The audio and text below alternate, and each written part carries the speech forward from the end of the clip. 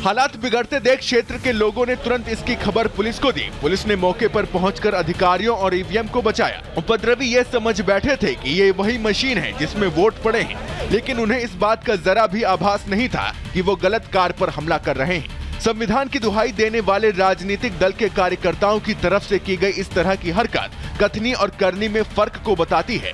वहीं पुलिस ने इस पूरे मामले को लेकर शिकायत दर्ज कर ली है और आरोपियों पर सख्त कार्रवाई की जाएगी। Bureau report, Republic Bharat. और चलिए अब बात करते हैं बाबा बागेश्वर की पदयात्रा की।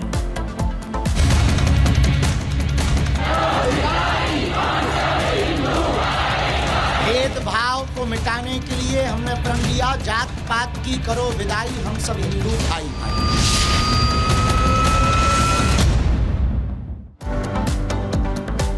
तो पदयात्रा के जरिए बाबा बागेश्वर हिंदुओं को एकजुट करने की कोशिश करेंगे। 9 दिनों तक ये पदयात्रा चलेगी। 160 किलोमीटर की पदयात्रा होगी।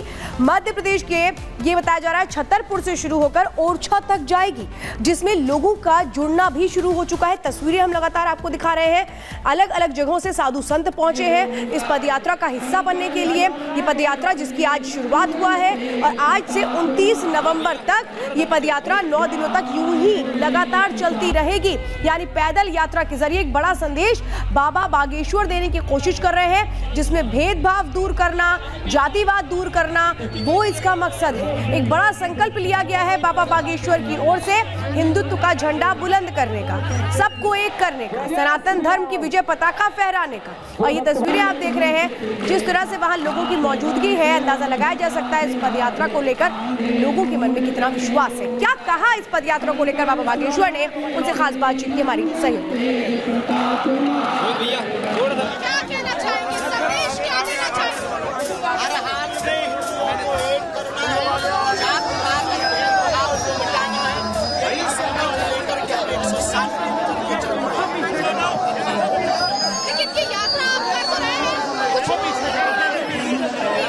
पॉलिटिकल एजेंडा है।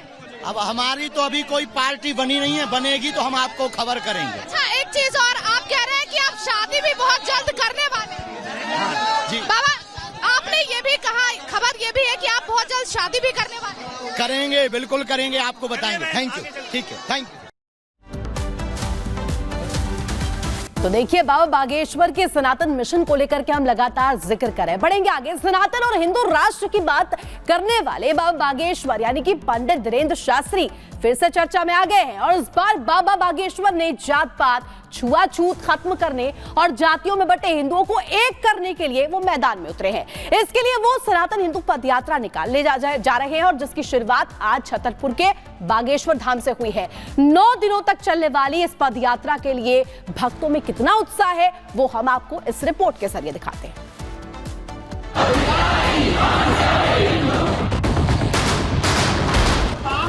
हिंदुओं को एकजुट करके एक हिंदू राष्ट्र की हुंकार भरने वाले बाबा बागेश्वर ने अब खुद सनातन की ध्वजा अपने हाथ में थामकर हिंदुओं को जगाने का प्रण लिया है। बाबा बागेश्वर ने ऐलान किया कि अगले 9 दिनों तक वो खुद 160 किलोमीटर पैदल चलेंगे और सोए हिंदुओं को जगाएंगे।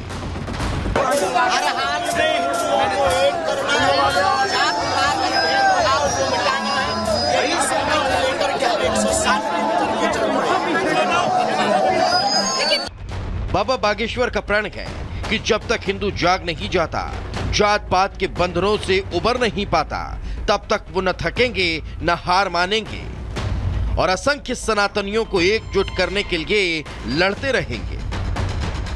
हमारी तो अभी कोई पार्टी बनी नहीं है, बनेगी तो हम आपको खबर करेंगे। अच्छा, एक चीज और, आप कह रहे हैं कि आप शादी भी बहुत जल्द करने वाले हैं।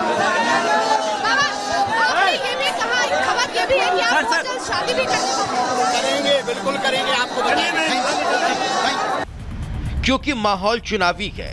अभी झारखंड, महाराष्ट्र और उत्तर प्रदेश में चुनाव हुए और इसके बाद दिल्ली में विधानसभा चुनाव होने वाले हैं। इसलिए बाबा बागेश्वर की इस पदयात्रा को चुनावी चश्मे से देखा जा रहा है। हालांकि बाबा बागेश्वर ने रिपब्लिक भारत से बातचीत करते हुए साफ कह दिया कि उनकी कोई पार्टी नहीं, वो किसी दल के नहीं हैं, तो बस भगवान राम के। और जो भगवान राम का है, सनातन की बात करता है, बाबा बागेश्वर उसी के साथ खड़े रहते हैं।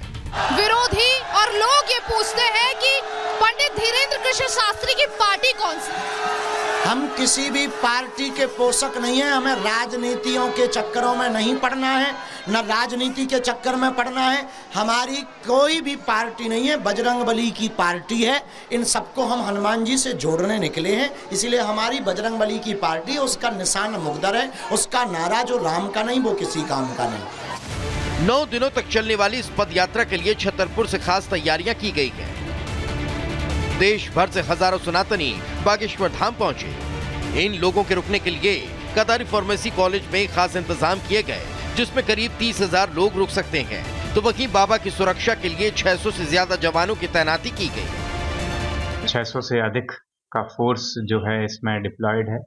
इसमें पुलिस मुख्यालय भोपाल के द्वारा, आईजी महोदय सागर के द्वारा एवं जिला स्तर पर पूरा फोर्स को एकत्रित किया गया है। उनको अलग अलग दायित्व दिए गए हैं और इस प्रकार से हम पूरी कोशिश कर रहे हैं। बागेश्वर धाम की समिति के साथ भी संयुक्त प्रशासन पुलिस की बैठक हुई है कि शांतिपूर्ण ढंग से और एक बेहतर तरीके से ये यात्रा यहाँ से आगे बढ़े और संपन्न हो। पंडित धीरेन्द्र कृष्ण शास्त्री आज से अगले 9 दिनों तक पैदल चलने वाले हैं। वो प्रतिदिन हजारों सनातनियों के साथ 15 से 20 किलोमीटर पैदल चलेंगे, जिसका सिर्फ और सिर्फ एक मकसद है, हिंदुओं को जगाना, हिंदू राष्ट्र के लिए जातियों में बंटे हिंदुओं को एकजुट करना। Bureau report, Republic Bharat. जबकि और चलिए अब अगली खबर आपको बताएंगे। संभल, सर्वे और संग्राम। देश संविधान से चलेगा, कानून से चलेगा, किसी के मनमर्जी से देश नहीं चलने वाला। दोनों पक्ष सर्वे के दौरान मौजूद थे।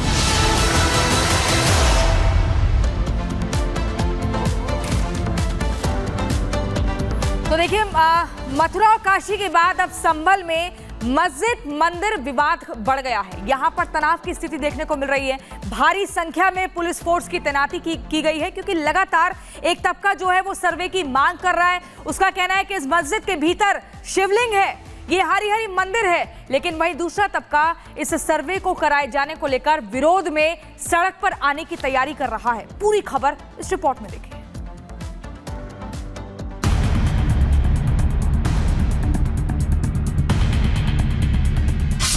संभल में बवाल, फिर उठा सवाल। मंदिर को बताने मस्जिद, जारी है जिद।